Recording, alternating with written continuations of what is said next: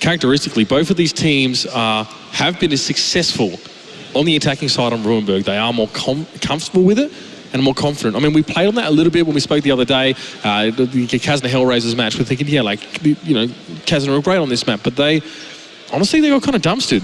And none of their attacking strategies worked out. We saw some very distinct set plays coming from them on the attacking and defensive sides, and it just didn't work out for them. They have had the opportunity, though, to sit down and watch their opponents as they fought their way to this match. And they may understand what Na'Vi is capable of bringing and may have been able to sit down and say, all right, this is how Na'Vi plays Ruinberg. This is their attack. Here's their other options. We're prepared for these openings. We can do this. We have the responses and they can counter it out. They have that going for them. Na'Vi well, they're Na'Vi. I mean, it goes without saying that they are by and far probably the highest expected performers of any team here. But they are in a rough spot.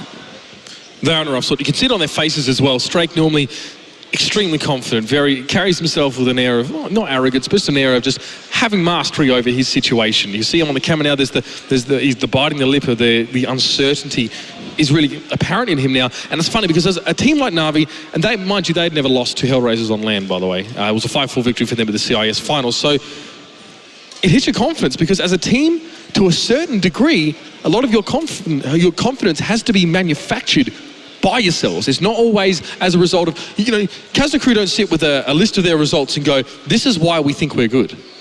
It's a feeling that you have. And the problem is that it's such a fragile facade. If it gets hit or takes a hit, it can come crashing down. And that's why we can see so many teams that are built on that facade. Na'Vi are a good example of this. You pay attention to your results. You pull your confidence from a number of things. You pull it from your teammates. You pull it from the practice, everything. All of your confidence in yourself, of course. But when you see some players, you know, not perform as well as you want to, sometimes that's when you see an individual go on tilt. But you can also see other members on someone else's account really lose confidence in each other, and that can start breaking things apart. But I don't think Na'Vi is going to be feeling that way. I think they're going to be the ones who stay tight as a team. Kazna is the team that's going to maybe one guy somewhere here kind of maybe falling short in a match like this. But it's a really uncertain time for both teams because they're both in a rough place. They're both fighting to find that spot on the pedestal that they value so much. And I spoke to Vincere outside and he said, look, when we come into this tournament and a lot of the events that we come into as a team, we hope to win. We hope to win. We hope to do our very best. We'll back ourselves to the limit, but sometimes we just don't expect it. We don't come in expecting to win. There's a difference. You know, we respect our opponents to enough of a degree that we know that we're going to be up against some tough games. But he said to me, he said, Mitch, I want to be on that podium with my team. We recognize that we are up against the best talent in the world. We may not be the world champions this time around. But what it will be a dream for us is to stand on that pedestal in front of this fantastic crowd. So yes, Warsaw. That's it. Stand in front of this fantastic crowd and feel that atmosphere as well. This is important for them. So, I mean, up against their toughest opponents, potentially as well. But what a better place for them to make that stand. Absolutely. And it's an attainable goal. It's right within reach. We're at the beginning of that little journey to get to the final point where they can just really just prove what they're truly capable of. Beating a team like Na'Vi for Kazna would be just life-changing for them. We're going to talk about what that hinges on as well. Let's talk about the opening moves in Ruinberg and do some analysis of that at this stage, because we see defending teams often really value that positional advantage. They want to dominate the field. They want to have that control, because if you don't have the field as an attacking team, you're going to get hammered. You're going to get peppered by shots the second you will sneak out. Make your way out of any of those sort of city sides. You need some sort of crossfire, or you need to know that your sort of allies are watching your back. I'm glad you brought up that point, because when it comes to the way I've seen Kazna play on Ruinberg, you see them set up on the East Village a lot, take the control. It's a very common position, a very powerful position, difficult to attack, and you saw that just a moment ago when Na'Vi attempted to make their just straight up blitz to that east side. Now, one thing I noticed that Kazna has been neglected to do is to utilize the western side, or to really respect that some tank could come from there. You saw them taken apart in previous series when they held strong in the east, but did not respond to potential west side aggression. And they would sit there for a minute an entire minute waiting for their opponent to make the next move and then respond to it, but only from the south. They weren't expecting it from the west and really respecting their opponent's potential and their opponent's speed at making decisions. Because if you recognize they've got us stalled out, we cannot attack forward, the next decision is, well, let's send someone around to the flank and let's have them loosen things up. Let's have them soften our opponent so we can make that attack. And Kazna's failed to do that in the past, but they could have learned from that here, and they could start making those proper responses. Because even on Ruinberg, a city map, you have to still remain mobile. You can't stay static. If your opponent knows where you are, they're going to be able to respond. If you're right there when they set up their next counter to your position, it's over. And that's a great segue actually into a player like Hyber and his position on this map. Because we are seeing that IS3 huddle up amongst the houses on that northern side of the map. And he is watching, of course, the top cap. He's watching the push out of there. Two AMX 3090s are usually committed, or quite often, some lightweights. Two of them are committed to dealing with that IS3 and trying to dig them out of position. Kazna crew making an investment of, it's potentially risky sending Ruster and Isner in that direction. But Na'Vi, if they want to get rid of Hyber, if they want to take that threat off the map, they have to do the same thing on the northern side. That they do. They do have to flank around as well. But when you see both teams deciding to soften each other's position when they realize things have started to slow down and you're starting to get into static positions, you're going to see another level of play. You're going to see an engagement on the west side, which means then you have to go to the next step. And then we get that layer of counter upon counter and maneuver upon maneuver as they try to grapple with each other over control of the map. And it really comes down a lot to individual player skill on that second and third layer, because you're going to have a 1v1 out on the west. You might be able to deal with it, and you have to trust in one of your players, and you have to send someone out there who is healthy enough to deal with that 1v1, and also in the proper tank. Look at this pep talk. Hyber, we've said it a few times, he is respected and decorated as a leader, not only of his team, but also of the Kazna clan in the European region. My God. See if he can fire up the guys. Guys like Elian and Vincere as well. They feed off of that kind of inspiration that Hyber gives them. Let's pass over to our experts and break this map down as well, because we've now seen the beginnings. We've now seen the setup and what Kazna are thinking about. Let's collect their thoughts on it. Josh?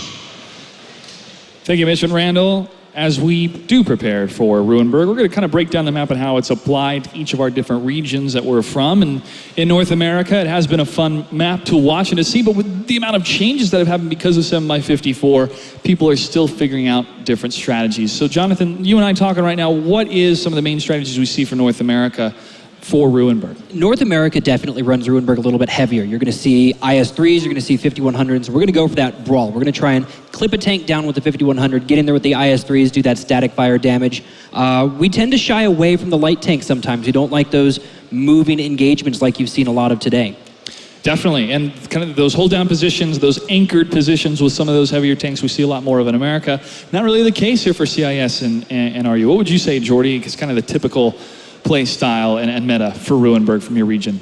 In the beginning, it was like a very A-line. A lot of teams like to go A-line, then the teams figured out the A6 position with a 1-1-0, and then they started going field. It took a while before the people found the T54 hold-on position, down in the 0 line, and after a while, first everybody came to the middle, just straight rush through the middle, take the houses, and we'll see from there. But after a while, it was more, they go to the south row with a T37 to clear out the 0 line, because now the focus is more on the 0 line and who controls the 0 line. Now, once teams found out that, they didn't go in 0 line that much anymore. Now, what the teams did to counteract that was now they start going A-line again, but they're also coming through the south to cut off the rotation back. So it's really evolved a lot over the course of one season. Typically, the defender goes really heavy, but the attacker most of the time takes a lot of light. Vipro was one of the few teams to actually go with 7 lights and show us you can actually push on Ruinberg as well. But generally, defender, 5100s, IS-3s, attackers, 5100, 3090, T54s, T37, small scout, maybe sometimes bulldogs even. I can actually draw it, it's much better. Defensive default tactic now is mainly to take over this road here and position 1 or 2 lights here. While you are prepared already here with heavies here a spotter, 1 defender of the base here to cover all the possible angles. Now, the main attack tactics, the most normal one at the moment, relies on sending at least 2 lights here, of which one is pure sacrifice. Usually tier 6 will give kind of a bodyguard position for the other one to survive. One light tank to be here in hold out position, and spotters here, and supporter heavy tank who will be either in this or in this area here to cover snipe. All right. And then it's all about skill. Thank you very much, Mojo. Thank you, gentlemen. And as always, Ola is standing by to hear your tweets, to see your tweets and to hear your feedback, and also creative tweets as well that we're still giving some awards out. Make sure to send that using the hashtag the Grand Finals. Our match is ready to begin. Back to the commentators. Excellent stuff from our analysis desk. Thank you, gentlemen. I'm pretty sure we're well versed in how Ruinberg works now as a map, and a good amount of theory crafting on it as well. But the point that Still Mojo made at the end was the one we were bringing up as well. That initial push of light tanks to the back, with that corner of the map, is where the game can be won and lost. It's so funny to see such an intricate tactic based on something that is so risky. So if I'm not mistaken, Ruku, we're going to be heading into a clean restart. I'm taking a look at both players. We can see that everyone's cool, calm, and collected. I liked in the huddle that we saw Ilian really speaking up, taking charge, He responded. keeping everyone focused and not letting the downtime affect them. On the side of Na'Vi, they look a lot cooler, calmer. We're seeing good communication from everyone as they're trying to just get back into gear. Okay, we're in the game now, ladies and gentlemen. Thanks for bearing with us. Kazna crew against Na'Vi here. And I believe the setups will be much the same in terms of tanks selected, but will the rollout be the same? Very much the opposite there. We're seeing a 1390s going north. AMX 5100. Looks like I'm not quite sure there. Although Angel Killer barely gets into cover taking one shell, but can he stay safe for much longer? This cover is not perfect, especially if we see Kazna respond appropriately and find that little angle where they could start taking down Angel Killer. That little bit of a lead could give them a lot of tempo, but Ilian has also taken some damage, and that evens the stakes a little bit. Here's that double 30-90 push onto the IS-3 coming. Will there be follow-up? Hyper knows exactly what he's about to be dealing with. He probably wants to get amongst the buildings, but at least is still in a position where his allies can fire on. You can see the T-54 lightweights in that city centre are mobilising now. Vincere, Eurofish, LD Nexus all getting in position. Inspire and the Anatolich aren't really moving too fast. They might try and turn this back around on towards Ilian, who's crossing right in front of them. See, Na'Vi can focus on more than one thing at a time, and Ilian overestimated his chances. He's tracked out in the open. One more shell will do it. 1390s, though, at this range are very inaccurate, although the shot is going to be able to clean that one up. Anatolich and Inspire have paid minimally for this position. This is usually a cross that is punished heavily, but Kazna was not expecting much of that position. They were expecting the standard southeast we were talking about earlier.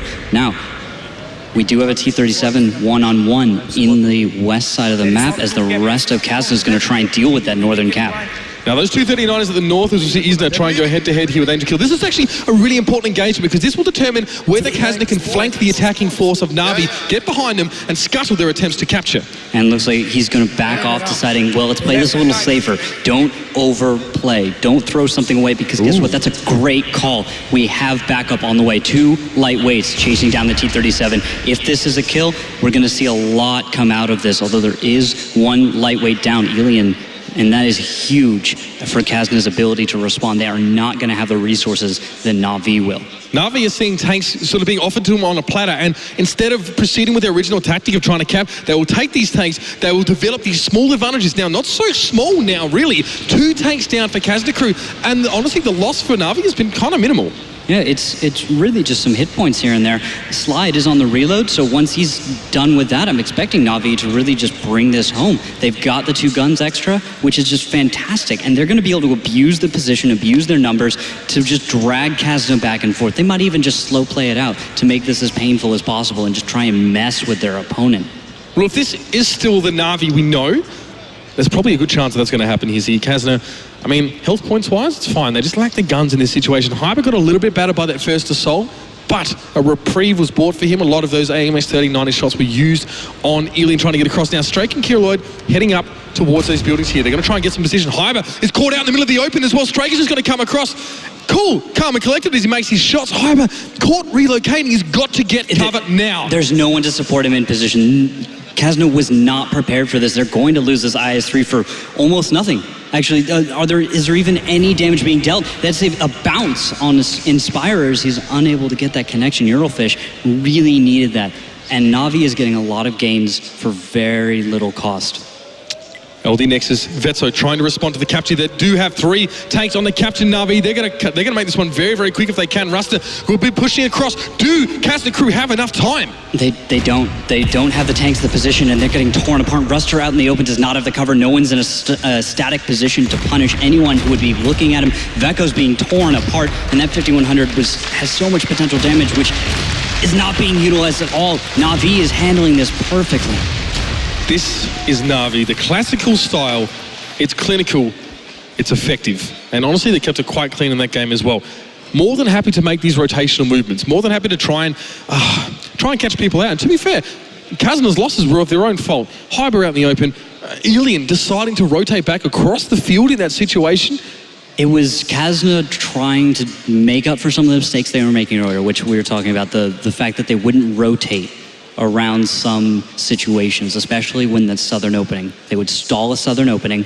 From there, maybe they have an advantage, however slight, or disadvantage, however slight, and they just wouldn't respond fast enough or aggressively enough to take the tempo away from their opponent and start dictating to them what's going to be happening. Na'Vi was ahead of them every step of the way. They dictated that every single moment. There was no point at which they were out of control. Na'Vi's attack on Ruinberg, as we said, statistically has been excellent, and that played it out so well. You could see at any one given time, Na'Vi always had 2 to 3 options, really. They were more than happy to be flexible with their approach. They brought back the 1390s. They sent them after Isna. I mean, they managed to catch Ilian on the cross. They can move them around. I mean, the bulk of the force might not move too far from their northern cap, but the flexibility in having 2 extra tanks, them being 1390s with obviously that large amount of front-loaded damage, they can neutralize a single threat so quickly. Kazna crew can't afford to send guys out on their own like that. Yeah, they need to keep some people closer together. We were seeing that with the T-37 especially. Good decision to pull back. But the follow-up from the rest of the team was lacking. It wasn't as strong as what Na'Vi was bringing. They were able to take out a tank for minimal loss pretty much for free.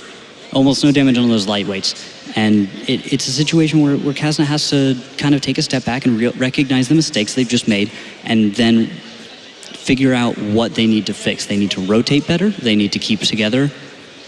They need to cover each other as well. The crossfires were missing at crucial moments, and they need to read their opponent stronger. Na'Vi is a very intelligent team, and if you allow them to run free, they're going to win. You aren't going to be able to beat the tactics that Na'Vi is going to be able to just make up on the fly.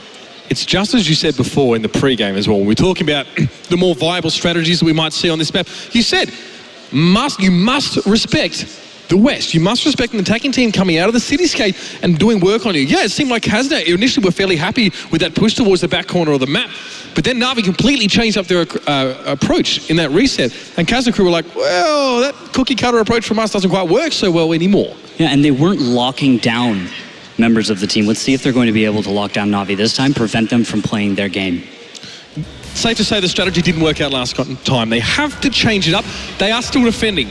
So to what degree they can be flexible about their defensive structure without leaving holes or without walking into uncharted territory, which is a big no-no at this stage of the game, especially in the third place match, we'll have to see.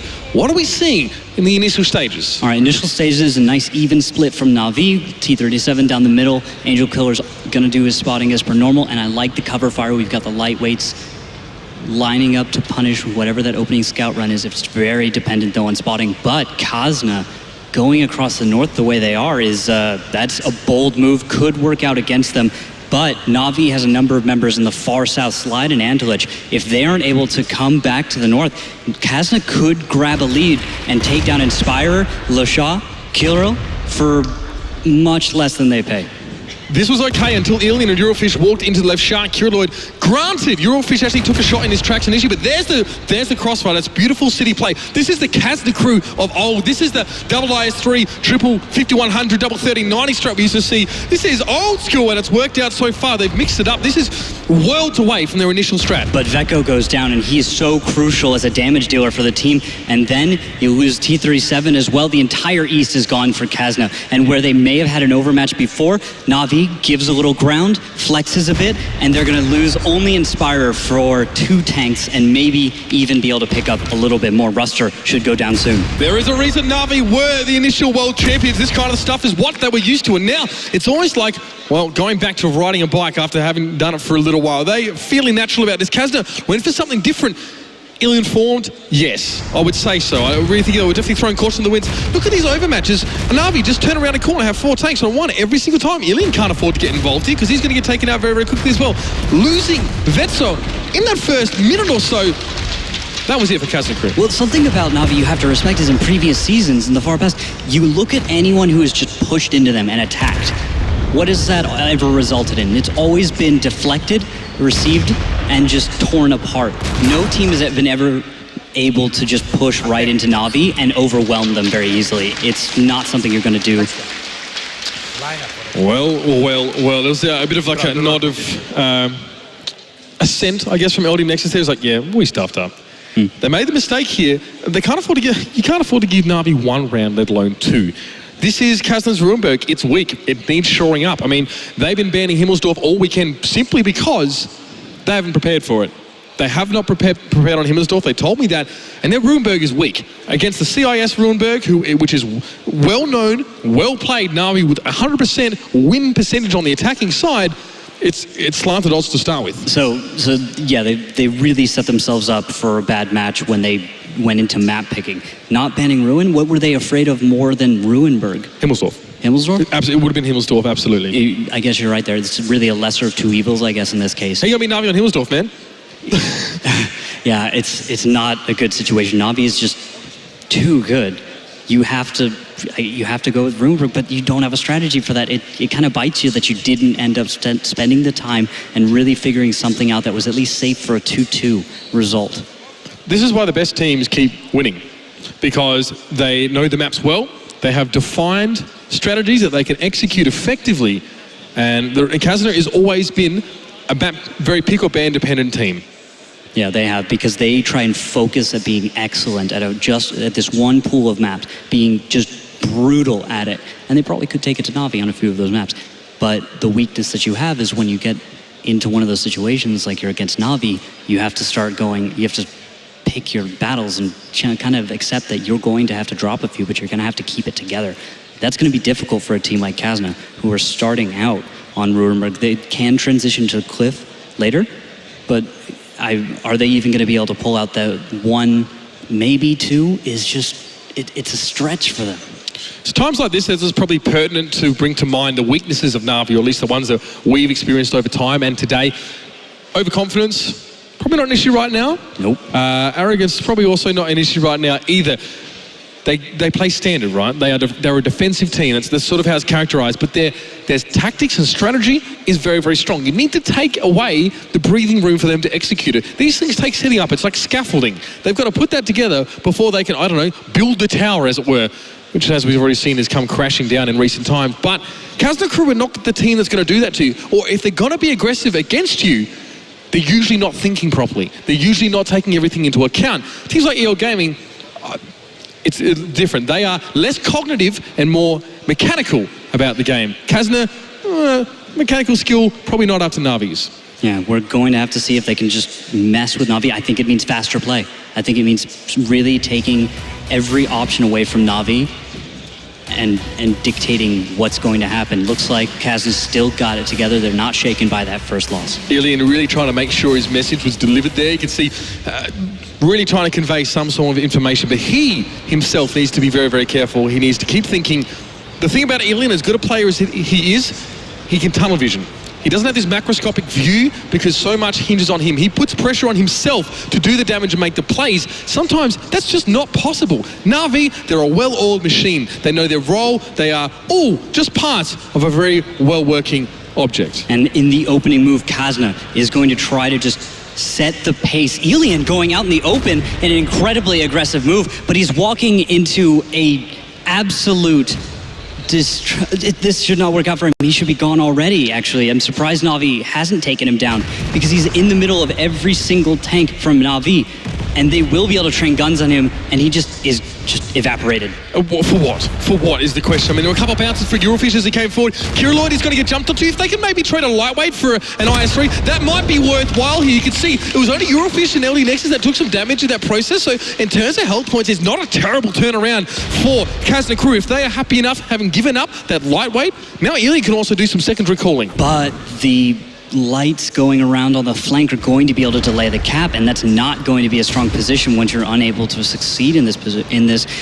Kazna's going to have to pull out, or they're going to have to push forward something. They have to make a decision because this cap should not succeed. Na'Vi is in a good position. They're going to be able to deal with Look this. at Na'Vi pull out of here, though, as well. For a second, it seemed like Kazna were going to have to fight on two fronts here.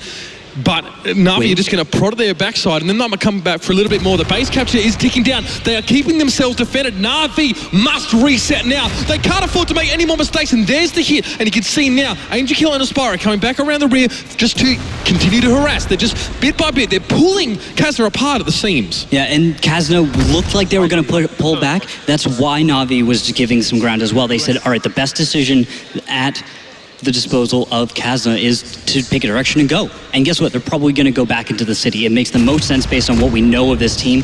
Well, they get to just come on back because Kazna was unable to make that decision soon enough. And now you can see how Na'Vi is able to just turn that into a landslide. Kazna are a god-awful mess right now. This did not work out at all. Na'Vi is all over it. And LD Nexus, well, he hits the deck. And that's it. That's clean from Na'Vi. They don't look shaken at all from the previous loss. In fact, it may have even helped them play a little bit more focused in this. Bit by bit, clinically, with precision, they take their tactical scalpel and start to shave limbs off Kazna there. You can just see tank after tank falling down. Every time Kazna are losing a tank, it's leaving a hole in their plan. It means the plan that they initially started out with, we do this, we go here, we do that, we go there, now has to change. They have to react to that change in game state. And they're not.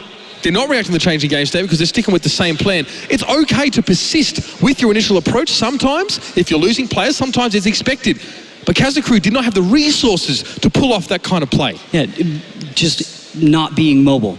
When you don't make that play, when you don't continue forward, it allows Na'Vi to do exactly what they need to do. It's a formula for them. All right, where's the weak point? Set up for it. Take it down. Move. Find the reaction, prepare, set up, re-engage if they don't. And Kazna's not taking those steps. They need to, but against a team like Na'Vi, they may not be able to react as quickly. Na'Vi is that well trained. Note the body language here as well for Kazna. Isner on the screen there. Had his arms crossed earlier on. I mean, the Swede is not generally the most loud and outgoing of sorts, but you can tell when he's frustrated. It's written on his face. Look at Vincere. He especially, he's the most fiery next to Ilian. He wears his heart on his sleeve, or on his face sometimes, to be honest. And Kazna have to dig deep. They have come back from a similar deficit. They were 3-1 down, obviously, in the game against School Bus, and they brought it back. It was huge. It was what we've come to know and love from Kazna. But now they need to do it with 0 rounds under their belt and up against, the ex-world champions. Yeah, this is them needing to come back against a team bigger and better than anything they've faced so far in this tournament. They've been able to do it so far, just like you're talking about, but how many times can you start a series off at a deficit and just come back? How many times are you going to be able to do this? And how large of a chance do you have against a team like this? And this is we've seen this play out the same way before. Hellraiser's Kazna. Kazna had to play Ruinberg first as well. Got trashed. So they have to go into, yes, their map. They picked it. They have to go into this map 4-0 down. So yeah, you might get around, but you're already tilted so hard. Yeah, you can't ignore the fact that you are at such a deficit going into the second map. It's on everyone's mind because now you have to win every single battle. There's no room for error, and that kind of pressure can just be crushing. I mean, it's not 4-0 yet, but there's no room for error anymore here for Kazna. They've got to try, honestly, they can try one of their own strategies. I'm not going to complain about that, but the execution has to be on point. They cannot lose these tanks for free. Free damage is the bane of any sort of strategy. Let's see what Kazna can do for us here as well in this 4th match. Body language, it's all over their faces really. They're like, Hyber, I could hear you mouthing and saying, enough of this. We are Kazna crew. We have been here before. We've been around. We are the European champions. Let's show these guys what we're made of. And can they execute? Lineups. Looks like Navi's going to bring a very, very heavy lineup. Bringing a lot of IS-3s, 5100s. They're getting ready to accept whatever Kazna is going to give to them. All right, we can see the setup here. At the moment, perhaps no movements yet. Obviously, they're being a little bit careful to make really moved around too much at all. So this map, we know what the stakes are. We know what the situation is. It's got to be something special.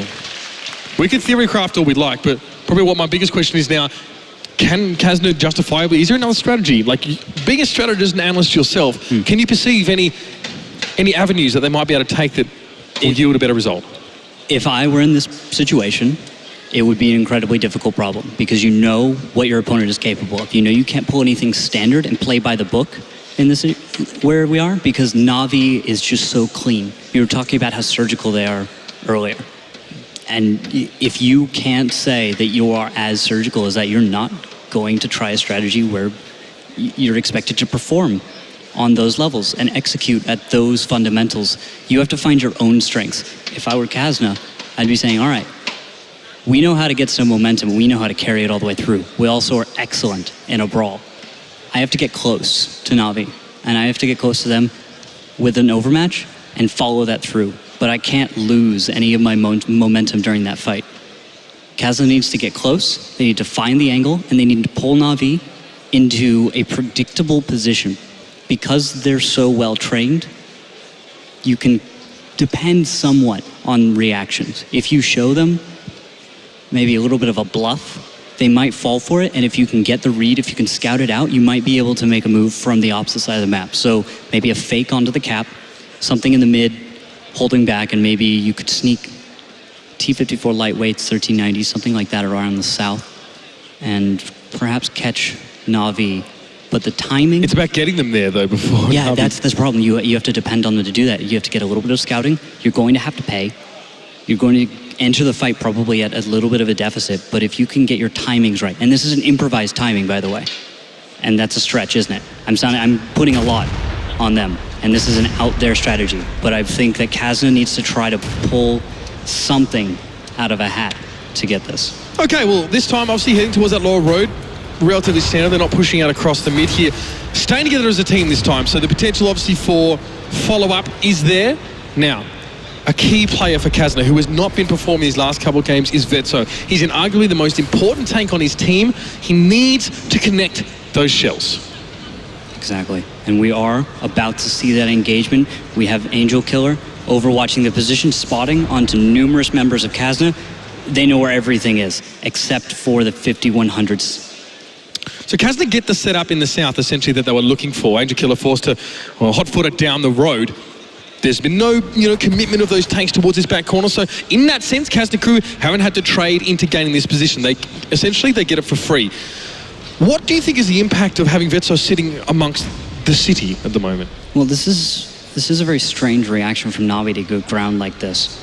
And it is, I think, a tactic to slow things down and not allow Kazna to start things off and do what I was just talking about. Get that brawl and get that fight you really want where you can beat Navi.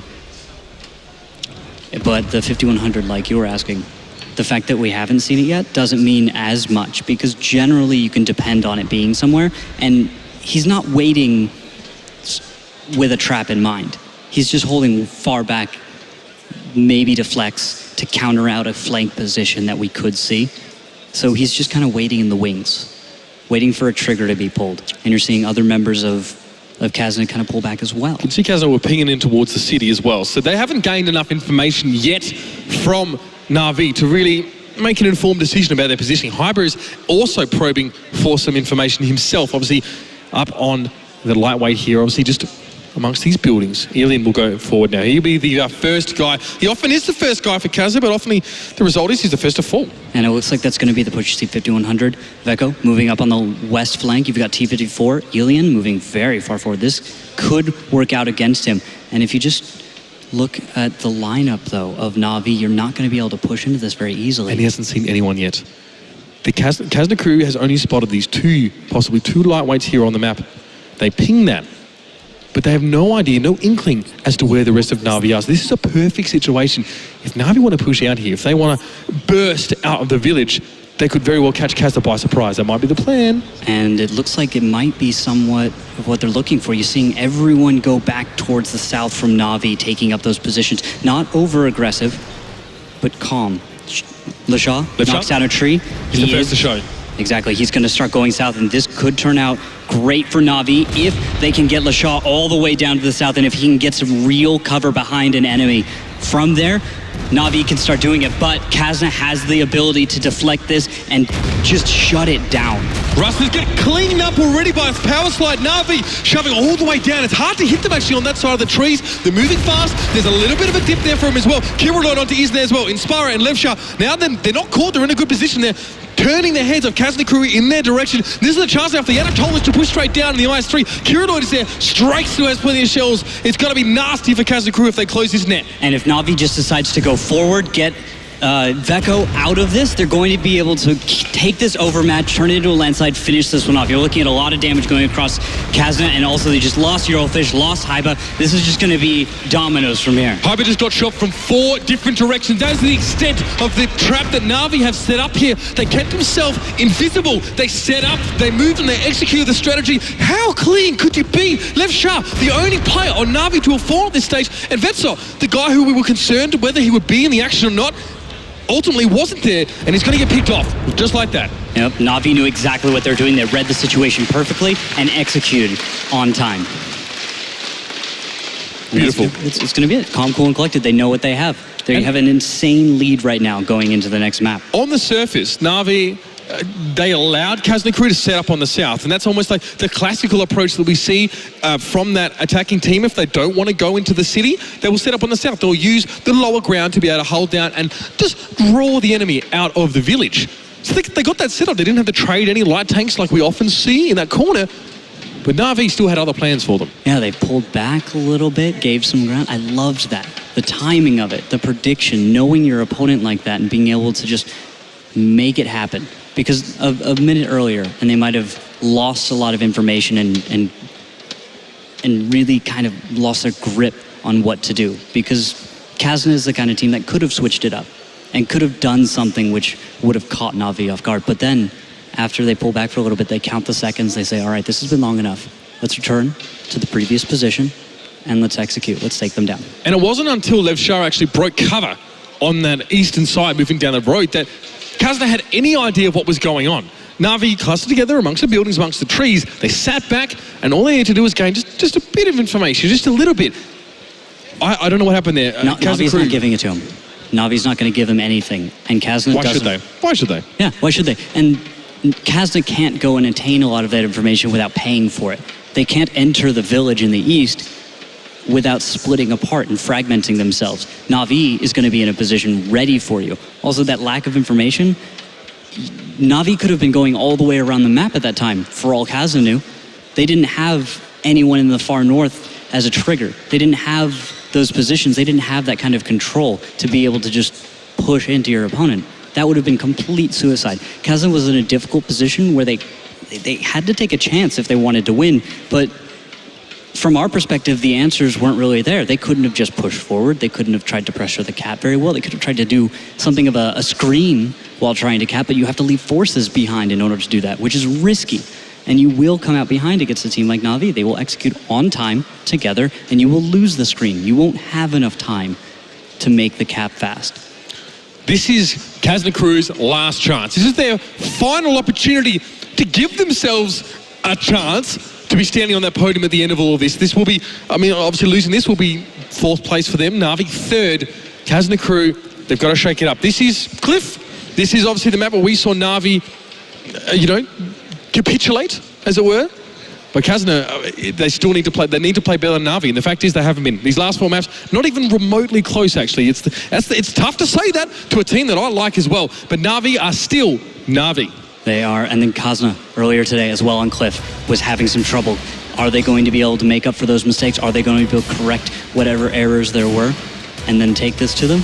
Did they learn from their opponent EL earlier? Are they going to be able to bring anything out of that playbook here? I think anyone's going to have learned from EL or tried their strategies. It's going to be Kazna Crew. This is their last chance at it, ladies and gentlemen. Kazna Crew fighting to stay in this 3rd and 4th place match, and it's Hyper leading the crew. And he has an insane jump on the middle of the map. He's going to be able to get into some great information on where Na'Vi is going. Angel Killer as well is going to get some scouting, and you're going to see everyone light up from Kazna Crew. Shots fired at Angel Kill will take the first hits. This is going to be very, very messy as well. Rusty gets hit as well. Alien takes one. I think even Eurofish in the background. The fire's being split quite evenly amongst Kazna Crew at this point. Strike is managing to get behind. He hits the tree. He stops dead now. Down to Tolich, Power Slide, Curelog. They are going to stand and deliver. These guys have done this far too many times before to be put off this kind of fight. But here's the push in from Kazna Crew. There goes Alien, and the Tolich does drop as well. Slide. Got to get a few shots as well. OD Nexus is helping Eurofish pick him up. It's even, but Na'Vi still with that slight lead. The huge risk to take this kind of game to Na'Vi. Yeah, Na'Vi's going to have a lead out of this. They're going to be able to clean it up, but they can't get too far ahead. The hit points on Na'Vi are still a little bit shaky if they overplay. Kirillowit looking for Eurofish, looking for Isne as well. Isne almost reloaded. He can unload on this lightweight, but from behind as well. Oh, Strike, we saw him hit the tree earlier in the round. He stayed there. He held position, and Eurofish has no choice but to try to go head-to-head with him. Try and get the 1v1. He does, but it might be too little, too late for Kazna Crew. And that's going to be it. Clean it up right out of the end of that fight, and they will take it. Absolutely surgical precision, on point, not a single error. This may not be the result that Na'Vi were looking for in terms of the entire event, but they will secure 3rd place. And Kazna Crew, you've got to bow to the supremacy of a team like Na'Vi at this game, or Hell to Tanks. You got to look at it. Ruinberg, was there even a point in that when they could have failed? They predicted every move, every possible move, and accounted for it. And then even when their opponent tried, they were ready. Every single little curveball, everything, they hit it home. And you can tell me as much as you like that Kazna was super strong and they had their shot at the grand final. You can tell me they deserve to be there. And I'm going to block my ears, because if you can't perform on a map that is going to be picked, if you ban one map and still can't play the one that is picked for them, I'm sorry. You don't deserve to have this 3rd place game. That's why Na'Vi is who they are. That's why we know this name. That's why we expect that high performance. They know every map, they know every tank, they know every play, and they will have an answer. Well, Na'Vi, 3rd place for them. And honestly, it could have been a lot worse for them, really. Fantastic damage control, and you've got to hand it to a team like Na'Vi who can, yeah, they can be negative about losing in that semi-final game, but they still come back and they still play some of the most sublime World of Tanks we've seen this weekend. That was fantastic. Their execution was, well, flawless. And the thing is, a team like Kazna, they're going to give them the opportunity to play their game. Kazna let Na'Vi play Na'Vi World of Tanks. Yeah, and Na'Vi wasn't going to make any errors. They didn't seem to come off of their previous loss shaken at all. If anything, they were better after that, and they played cleaner. Everything was on point. We were talking about the fact that maybe sometimes they get overconfident. Sometimes they get ahead of themselves, or they get a little bit big for their britches, but no, they stayed absolutely level this entire time. Na'Vi have put on a clinic here for us in this 3rd place match. But it's time, ladies and gentlemen, for myself and Randall to say goodbye to you. Thank you for being with us. We're going to pass over to the expert desk to break this one down. Gentlemen, put this one under the microscope for us. We'll try to. We'll try to put a smile on you, Mitch. Thanks so much, and great job this weekend to him and Randall as well. Let's go ahead and go down the line first. Ola, what was the end result for the votes? So it was 59% for Na'Vi. So pretty even. Just as it started, it ended just the same way. Both the fans from both teams came out, and hopefully they'll continue to vote, because there's still plenty more prizes they can win as we get ready for our final match. That's right. All right, Mojo, let's go ahead and break down what happened. 5-0, pretty clean coming from Na'Vi. Well, after that really unfortunate reset for Kazna, who had advantage in that first game. Now we rethought their tactics. They used their time wisely. Kazna played practically the same. And the difference was when Kazna used Isne's light tank to push and spot the lower part of the city, they left only IS-3 spotting the north, blind tank. Na'Vi pushed that moment there, isolated him, and it was already game over. There was nothing that they could do. They even pulled back, and because the main problem was Kazna not communicating at that moment. When they saw there is nothing going on down, Alien, who came back to help Kazna when one light was spotted, was totally open. He was shot from Navi, who were not greedy then. They were not waiting for counter-attack. They ran away, regrouped, even killed Isne, and mopped them up after that. Yeah. You see the audience going clapping for both those teams as they're getting packed up here. Jonathan, what did you notice in that series? I thought Navi dug deep and brought back the classic Navi that I'm used to watching. Every decision they made, every action was 2 steps ahead of Kazna, and they just really came out and played well. Sometimes you have to go through a couple struggles, trials, and tribulations to try to find the bare minimum of how you got to where you were, to try to find those basics, those fundamentals. And Navi maybe went through this refiner's fire, a baptism by fire, in order to come out even stronger. And probably the same for Kazna crew as well. They put on one hell of a performance. Jordy, your thoughts? For me, it was not so much about the game because we could see that Navi was ahead of Kazna every single step of the way. They had better reactions. They knew how to play Ruinberg better than Kazna. For me, the real question is how Kazna keeps ending up on Ruinberg. Every time they seem against the CIS team, they seem to end up on one of their best maps. Ruinberg first. I really wonder what sometimes goes on through the team minds when they do map picks and they end up on Ruinberg. Yeah. For me, teams need to look at this and really think not just about their lineups that they're going to play, but also if they get to the finals and take every scenario into account and think against this team, I want to play this team, this map. Against this team, I want to play this map and ban this map beforehand. How much do you consider that, Jonathan, before you start a match with the map picks and the map bans and the coin flip and all that stuff? We go through and look at the stats on every team on every map. And we have an order. We say, this is the map we don't want to play them on. This is the map we'd rather play them on, just a little bit less, all the way to this is a map that we feel confident on. And our map picks are based entirely off of that. All right, well, there was Kazna crew leaving the stage, and we wish them all the best of luck for the next season along with Navi. We still have one final match, the finals themselves of EL Gaming versus Hellraisers, and we also have the MVP vote. Ola, tell us about that. Yes, that's right. Intel Alienware MVP is still on at wgl.gg/MVP, so you can propose your favorite player to our committee. And, well, actually, your voice will be considered, and you may win one of 3 AMX 1357 premium tanks, 25,000 gold, 5,000 gold, 15,000 gold, and 1,000 gold, as well as 10,000, that's nice, 10 Jinx t-shirts and 150 bonus codes. It's 2,500 gold, right? Or was it 25,000? Yeah, it's 2,500. 2,500. All right, thank you, Ola, keeping you on your toes. And thanks to everybody who's been sending in their tweets. Make sure to use that hashtag, the Grand Finals, and vote at thegrandfinals.com. We're going to take a quick break, but when we come back, we crown a champion of the WGL Grand Finals here in Warsaw, Poland. Stay tuned.